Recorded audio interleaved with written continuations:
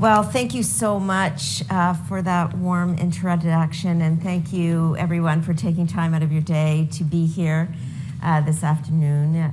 C'est un grand plaisir de vous voir, comme toujours. Et aussi, je voudrais mentionner au début de le discours ici that we are joined by our new High Commissioner to the UK, the Honourable William Sterling Blair. He's sitting. Do you want to stand up, Bill? This is our new High Commissioner. And you may sense the affection in my voice.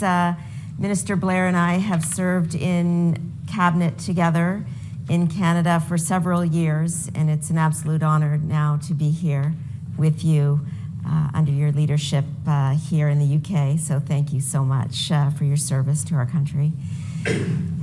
I also wanted to just state the obvious to begin, which is we are in a profound moment of geopolitical challenge and change, with the global economy being completely upended and the world trading order being rewired. And this is the moment that we, I would say, are fortunate enough to have this conversation and indeed an analysis of foreign policy generally speaking.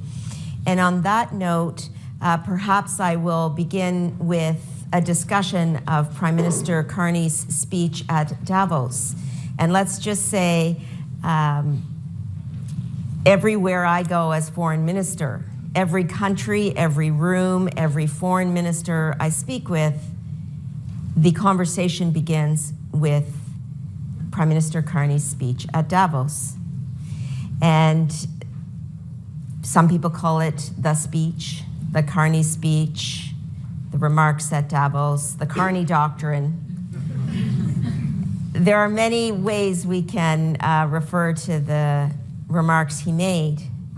On the way home, I said to the Prime Minister, now that this doctrine has been stated, the work falls on me and us, but me as foreign minister, to implement it. And that's what I want to talk to you about today. Comment est-ce qu'on peut mettre en œuvre le discours, les affaires étrangères pour le Canada, mais pas seulement pour notre pays, pour le monde entier? How do we implement this doctrine now that is so important, that is gaining so much traction all over the world? And we'll come back to that question of traction towards the end of my remarks. And in particular, I want to start with the actual substance of the doctrine itself. And the substance of the doctrine is based in the principle, if you will, of principles imbued with pragmatism, or principled pragmatism. As I was leaving the speech at Davos, I saw Alexander Stubb across the way, and I was waving to him, and he said, "Values-based realism." And then we went our separate ways. And back to our trip on the way home, it was values-based realism that we talked about, variable geometry, the rules-based international order, multilateralism. But I said to the Prime Minister, these are not the terms that Canadians regularly speak in when they meet for coffee at Tim Hortons. And how do we make our foreign policy understandable to Canadians while we are implementing it? And that's what I want to talk to you about today, making this foreign policy not only understandable, but able to be implemented in an era of geopolitical challenge and change.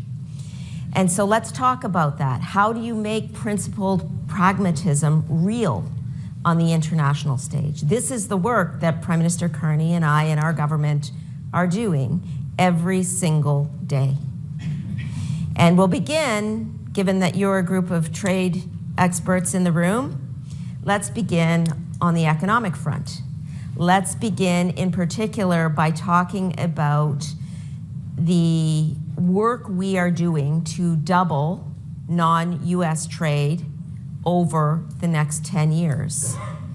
And that work is proceeding with alacrity. In particular, you will note that Canada has signed more than 12 trade agreements across 4 continents in the past 6 months. This includes trade agreements with Indonesia, commitments with India for a comprehensive economic partnership agreement, the signing of an FTA with ASEAN in 2026, negotiations with the Philippines, Cambodia, and Mercosur, and the list goes on. So on the economic front, our work is proceeding very quickly. And in fact, this is a strategy that I discussed with Prime Minister Carney before he was Prime Minister Carney. In fact, back in January 2025, this was his vision, and certainly diversification of trading relationships was clearly on our agenda. But even before 2025, Canada was the only G7 country that had a free trade agreement with every other G7 country.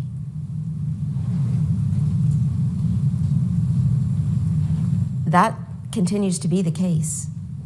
And we are layering on top bilateral and multilateral trade agreements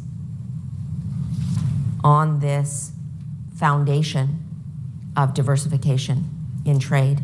And we can talk in the questions about the advantages of this strategy, but certainly make no mistake, that is our strategy on the economic front.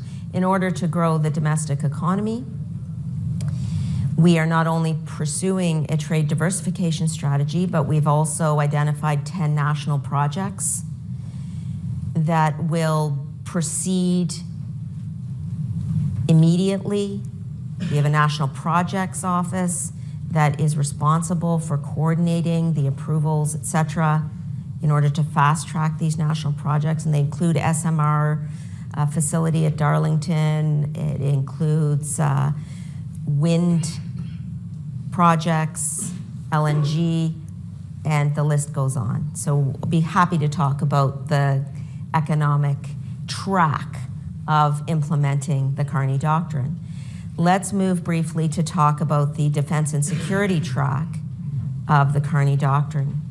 And in particular, this means that internationally we'll coordinate not only in terms of our traditional alliances. NATO stands as the primary example. Canada's a founding member of NATO, but layering on top of that multilateral organization additional pragmatic alliances that serve our domestic interests and the global principles and values that we have stood for over decades and decades.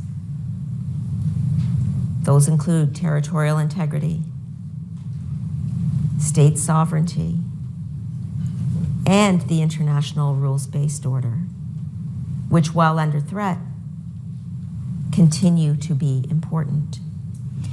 And so we've got a clear example in terms of defense and security track of the Davos speech in the Coalition of the Willing for Ukraine. Canada bilaterally has put on the table $25.5 billion, and Minister Blair, as he was then as the Minister of National Defense, and I before him in that role, were leading very much the charge in terms of that bilateral relationship between Canada and Ukraine.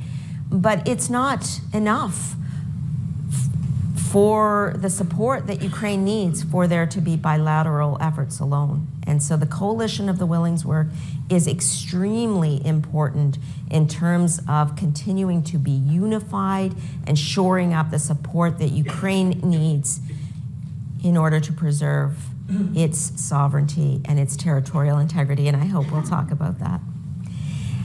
Another example is on Arctic security and sovereignty.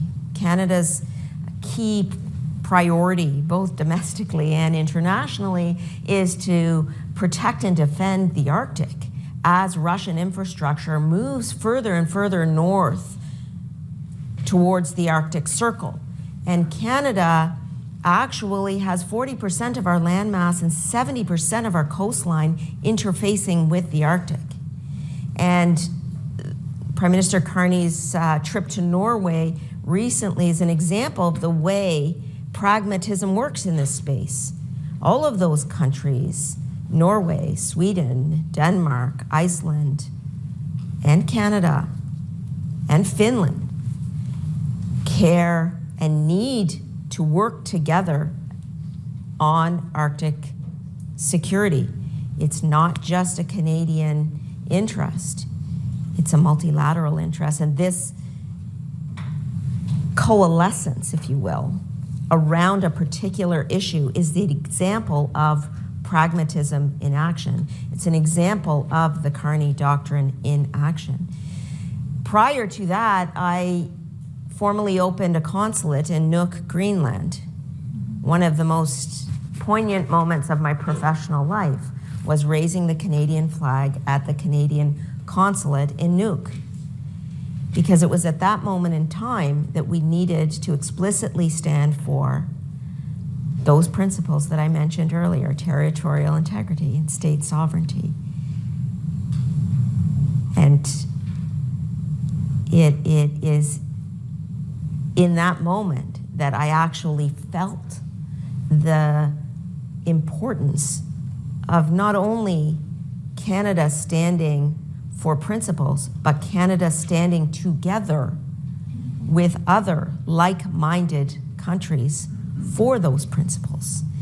And so in the Davos speech, the Prime Minister spoke about middle powers coalescing.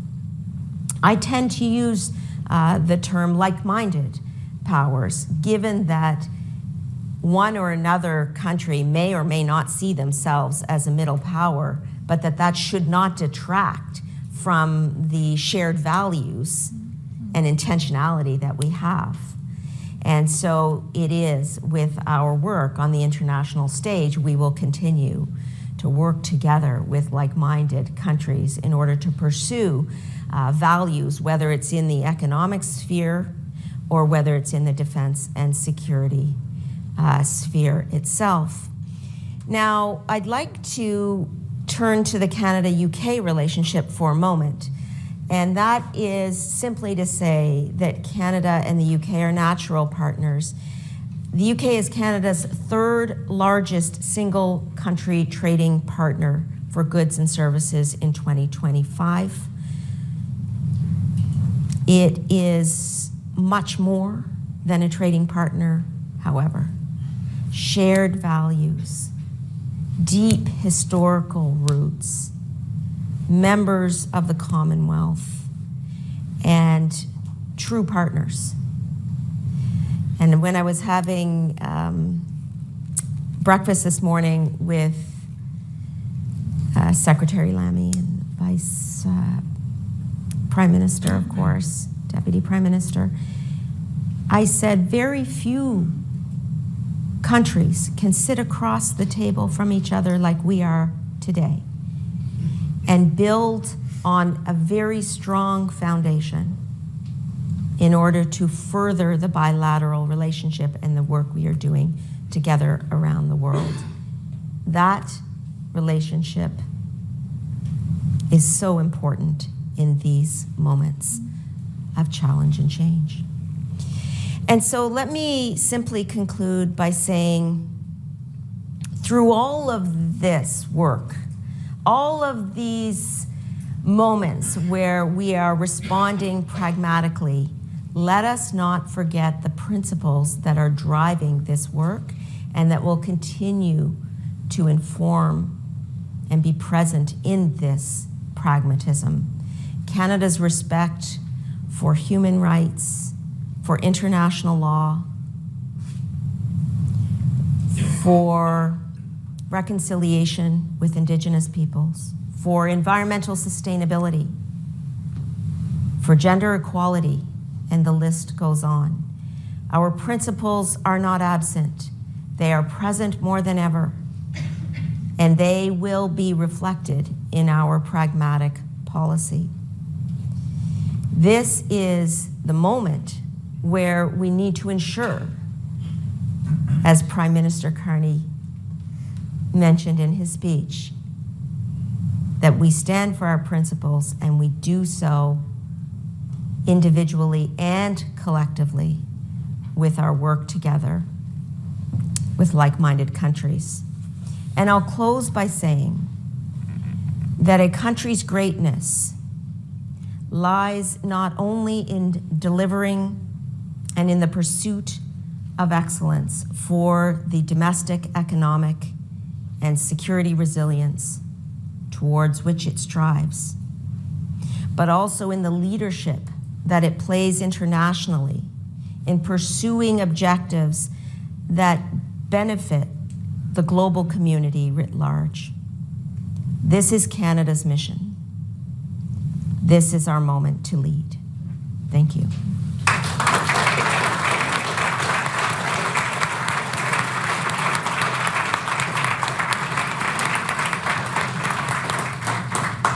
Thank you so much, Minister. And I've spoken with many Canadian colleagues, friends, experts who also remind me that the Davos speech was not the beginning of this initiative, but in fact has been a project Canada has had for many years now and is accelerating in much more public and consolidated ways. Consistent with what you've heard. That's absolutely always a good thing. Absolutely. But one of the questions that I've been getting is, in this vision, it's a broad vision of middle powers, of like-minded partners, as you say. In your view, who are those most critical partners? Are there specific countries or institutions or regions that animate this strategy for you, or is it a variable geometry, bespoke depending on the topic or the issue, that will then pull together specific countries and institutions in service of that aim? So the key to answering that question lies in the word pragmatism. Mm-hmm. Pragmatism is reflective of decisions that are made as necessity calls for, given the situation. Yes. And you can see that in the work that the Prime Minister Carney is doing with the Nordic Five. And indeed, last August, I was in Finland saying to the Nordic Five, secured an invitation to Finland to go to talk to them about the importance of Arctic security for all of us.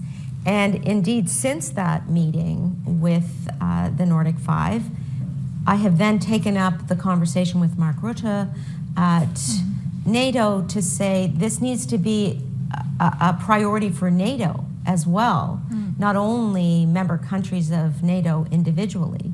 So to answer your question, it depends on the issue, and different alliances will form given the particular issue at stake. Arctic security is a good example. Another example, a little bit more geographically afar, is on information technology and AI. On the sidelines of the G20 summit in South Africa, Prime Minister Carney, Prime Minister Albanese, and Prime Minister Modi decided to strike what is called the ACITI, agreement between the three countries on information technology and data sharing. This is fundamentally an example of the Carney Doctrine in action. Our domestic interests and international objectives would be served by moving towards an agreement that was voiced in an MOU at the time towards reaching a particular goal vis-a-vis information technology. And so we're going to, right now, on the sidelines of the G20, we're going to sign a document. Didn't go through the whole system of bureaucratic red lines and changes and back and forth that you see and have traditionally seen in diplomacy. It was very much leader level driven. And that's just another example of the pragmatism at stake that Canada is exemplifying. And so to take this example of AI and emerging technology, there's such significant promise, but also a lot of risk involved. Major players in the US, in China, several in Europe as well. How is Canada thinking about its approach to sovereign AI, where the opportunities are, and then what are the risks you are trying to guard against? Well, of course, Canada is a leader in artificial intelligence. Geoffrey Hinton and others have led the charge from a Canadian perspective across universities and think tanks within our country. And so we have a Minister of Artificial Intelligence, the first such minister in Canadian history, and we are pursuing aggressively a policy of ensuring that AI is at the forefront of not only our policy relating to tech, but also our economic policy, our energy policy, and our work internationally. So yes, sovereign AI is at the very forefront of Canadian policy, but I should say, across any of these subjects we're talking about today, we can no longer think in silos when it comes to the discharge of ministerial obligations, but also our domestic and foreign policy. Security and defense is tied very closely to economic policy, which is tied very closely to our energy policy, which in turn is tied very closely to our work with AI and tech. It is a puzzle that needs to be kept closely together, and if we think in silos, we will not be as successful as we need to be. You raised energy, and if the Carney Doctrine is in service of coalescing around a problem, energy is a problem this month in very acute ways as a result of the US and Israeli strikes on Iran. How does the Carney Doctrine apply on energy? How is Canada thinking about diversifying its partnerships in trade relations beyond the US and the hydrocarbon space? What does this doctrine say on the energy space, both in the near term, how it addresses skyrocketing oil and gas prices and the Iran conflict, but then longer term, what it looks like for blooming demand as AI build-out continues? So every country I visit, without exception, asks me about Canada's energy and critical mineral resources, period. We didn't disappoint you here, I hope. And the reality is that Canada's an energy superpower. And this was the case historically, not just since the unfortunate, and I would say illegal, closure of the Strait of Hormuz. And what we are doing with countries around the world now, and this is another example of pragmatic and principled foreign policy, is to say, how can we cooperate with you on energy and critical minerals? And the Prime Minister, in fact, at the G7 in Kananaskis, led the work that was signed on by the G7 to stabilize supply chains in critical minerals, to ensure that there is collaborative work that is occurring given the volatility in the supply chain for critical minerals. And on energy, listen, name your source of energy, that is. LNG, clean and conventional across the board, nuclear, I mentioned Darlington, but of course Canada is well known for the CANDU nuclear reactors. I've just come from Turkey, for example. We have such reactors present all over the world, including next door to Turkey and Romania. Wind power, solar power, and this is Canada's moment, indeed, to continue to lead in the area of energy in all its forms. And what we heard in Davos was also a very pointed set of remarks about the United States, right? About the kind of causes or some of the intervening events over the last year plus that have animated this strategy and accelerated it, and indeed broadened its appeal to other middle powers or like-minded countries. What is that relationship with the U.S. right now? Where are the areas of ongoing cooperation? What are the risks you're seeing over the next years? That's a really nuanced question, and I appreciate that framing, because the relationship is complex and spans a number of areas, not only trade, and 85% of our trade passes through the USMCA, tariff-free. And I'll come back to trade in a minute, but trade, defense and security, under NORAD, the Canada and the United States together defend the North American continent, including the Canadian Arctic. People-to-people ties, so great. I say this as I, reference some of my own family who live and work in the United States. This is commonplace for there to be high integration between the populations of both countries. And so across these many areas, you see a very integrated relationship. And it's really impossible to disentangle the relationship. And so in this moment where we see the world trading order being rewired, what Canada is doing is saying we have our own distinct path. And we are charting that path to double non-US trade over 10 years. And we are moving quickly in order to do so. We are ensuring as well that we're removing internal barriers to trade. You know that we are a country of 13 provincial and territorial jurisdictions.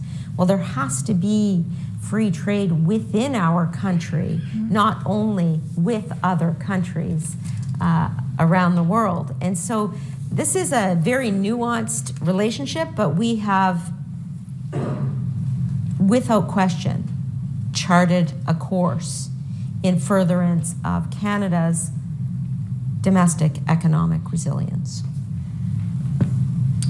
And how does this strategy, where does China fit in this strategy? How is Canada thinking about, my read of this doctrine was that it was, it was all of the countries except the US and except China, right? But surely these middle powers, Canada, have very deep ties to the United States, have growing ties to China. Can you speak a bit about how you are seeing your country's evolving approach to China and how middle powers might feed into that, and what the limits of those partnerships and the risks are there too? Another great question. So the work I'm doing as foreign minister is to ensure that we have diplomatic relationships with countries around the world, especially where there is mutual economic benefit to be had. And in the case of China, for legitimate reasons, there had been a lessening or loosening of the relationship, despite the fact that China is our second largest trading partner. And the trade frictions between our countries had grown, especially after we followed the United States lead and imposed 100% tariffs on Chinese EV.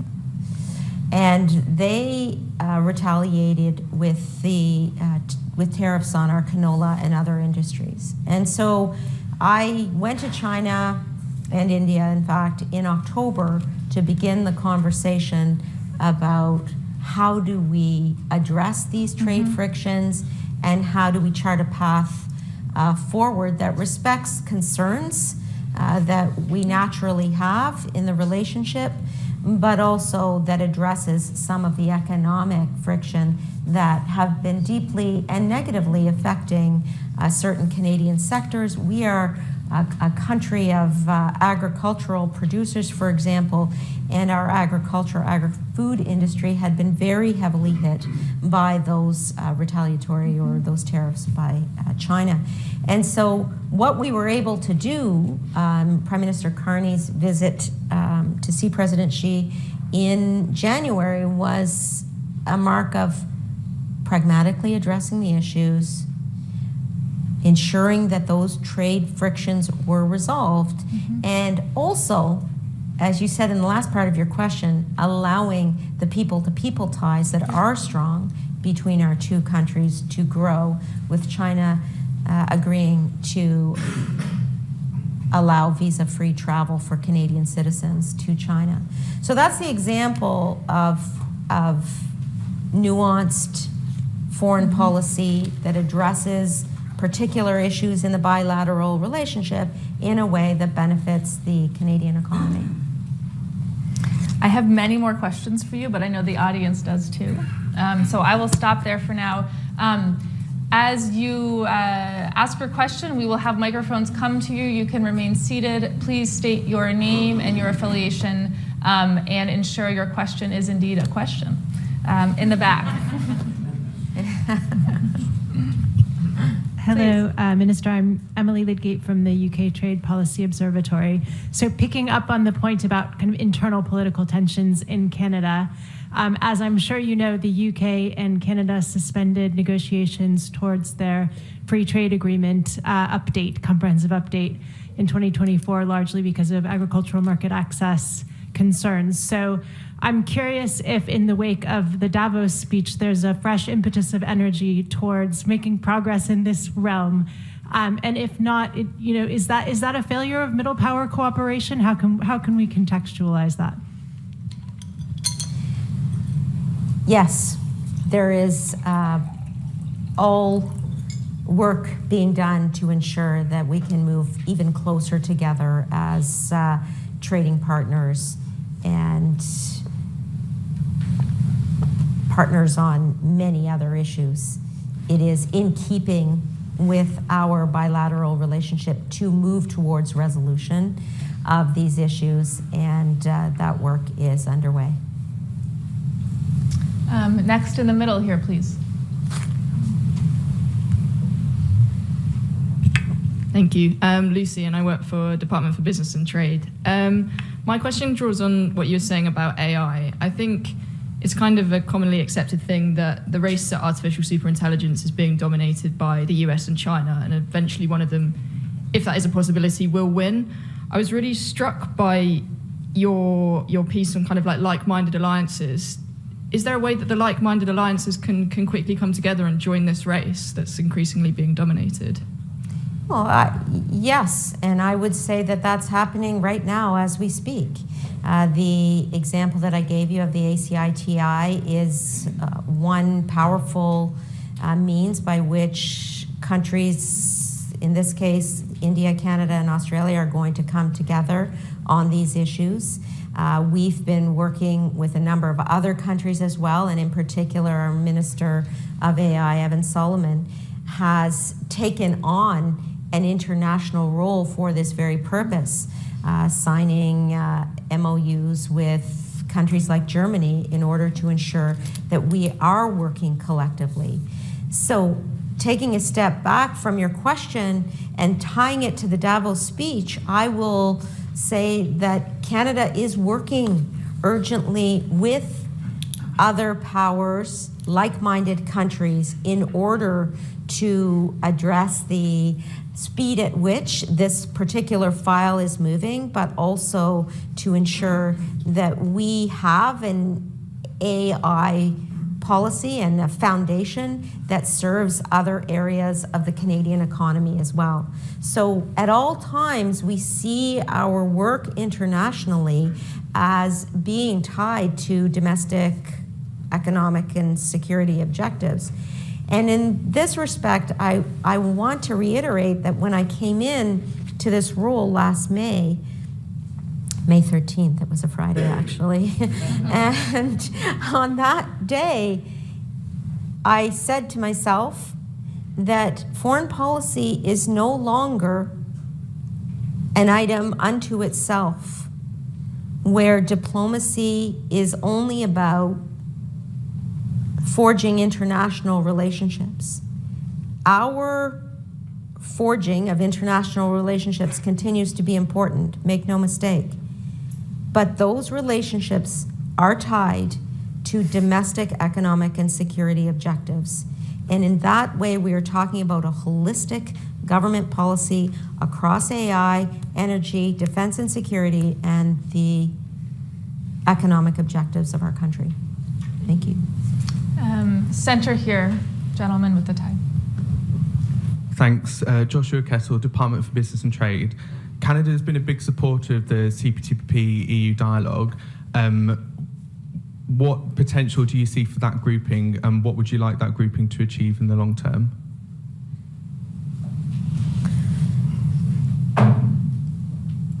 So the reason I hesitate is that the answer is very much consistent with what we are trying to do internationally. It's not only about having individual spheres of free trade. It is also about ensuring that like-minded countries can join those free trade groupings. And so another example would be Prime Minister Carney's work with the EU and with the ASEAN to bring these parties together, or the EU and CPTPP. Another example. And people are looking, I will say, to Canada, especially under Prime Minister Carney's leadership, to say, can you act as an interlocutor for us in these conversations? And again, as I concluded my remarks by saying, this is a moment for us as a country to work with other like-minded countries on trade, on freer trade, as well as on defense and security interests. And this gets back to the question, your very first question, which is, what does pragmatism mean in this moment? Is it an identified grouping of countries? Well, no, it's not an identified grouping of countries. It's an issue-by-issue analysis, and for sure, there are countries that will be consistently at the forefront of that work, and I would say the UK is one of them. Let's go to the row behind, please. Hi, my name is Mark Jones, I work for Reuters here in London. You touched on it a couple of times, defence. Can you tell us, Canada seems to be taking the reins with this idea for a defence bank. Can you tell us how that's progressing, and ultimately who will join you in it if it happens, and if not, why aren't people joining you? The DSRB, DRSB, I believe, is the Defense Resilience and Security Bank. And that's the acronym. And the group is actually meeting in Montreal on Monday to begin the negotiations for a charter that would underpin the governance and functioning of this bank. And akin to, but not identical to, other development banks that we have seen historically, the goal of the bank is to ensure that countries are pooling capital together to assist the defense industries in various countries in growth that is necessary given demand for the products that these companies would be producing. Canada itself is a country where over 90% of corporations are small to medium-sized enterprises. Those companies don't typically have extensive capital to grow in the way that demand currently requires. And so the bank is very much an attempt to pool capital in a coordinated manner in order to ensure the growth of small, medium, and large enterprises in an era where demand requires the products that they're putting together. And we saw demand, in fact, begin to grow significantly in the aftermath of the February 24, 22 further invasion of Ukraine by Russia, where at the Defense Contact Group meetings in Ramstein, you'll remember, High Commissioner, that we saw countries putting on the table 155 millimeter ammunition and howitzers or what have you, but there was a limited supply of defense and industrial equipment. And the question was very much, how are we going to have interoperable equipment, but also how are we going to grow the defense industries in our respective countries? And this very much is a follow-on from those types of conversations. And so Canada's coming to the table in these conversations as a country that believes in coordination and collaboration on these and other matters. We are a country that has committed $80 billion in our last federal budget to the Canadian Armed Forces and the defense industry. And we indeed have a new defense industrial strategy that sees the growth of the defense industry in Canada as a domestic priority. And this bank is a means by which we will mold our domestic economic and defense and security objectives with the overall view that we have internationally, that we can work more strongly in a coordinated fashion internationally than we can alone.